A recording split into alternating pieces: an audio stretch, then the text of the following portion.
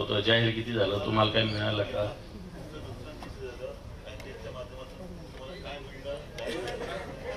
Packet तर काहीच मिळालं नाही ना, रुपया बी मिळालेला नाही ना. सोयाबीनचे वाहूनच गेले ना, कच्चे इकावं लागले, कच्चे इकावं लागले सोयाबीन. तुमच्या काळामध्ये सोयाबीनला 7,000 रुपये भाव होता. आता ह्या काळामध्ये काय भाव आहे? पहिले दिवस हे मागचे दिवस आता पुढे जावा ना, माग पहिले दिवस मागे आले. हा, तुमच्या काळामध्ये कापसाला काय भाव होता? 13,000 रुपये भाव होता. आता काय भाव आहे? आता 7,000 रुपये त्याला कोणी त्याच्या. तुमच्या काळामध्ये फरदा निघलं 10,000 रुपये क्विंटल. आता काय भाव? आता त्या फरदाला कोणी, चांगल्याला कोणी विचारायला तयार नाही, तर वांगल्याला कोणी विचारेल?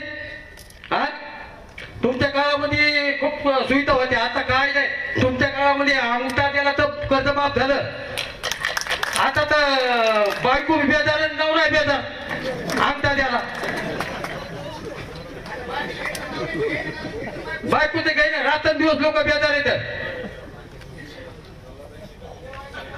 केवायसी करावं लागायची. लाडक्या बहिणीला पैसे देतो म्हणाले तर लाडक्या बहिणीला रुपया नाही, 1,500 रुपयाने पैसे आले. तर ज्याच्या घरी शेती आहे त्या बाईला तर आता 500 द्याले. तर त्या बाईला तर काहीच नाही, 500 रुपये फक्त 500. आणि केवायसी करा म्हणाले तर काय करा म्हणाले, हे लोकांची धन. हा, वय झालं तर काहीच नाही. याला काय अर्थ आहे असं? काका, शेती किती आहे तुम्हाला? शेती 15 एकर आहे. 15 एकर आहे.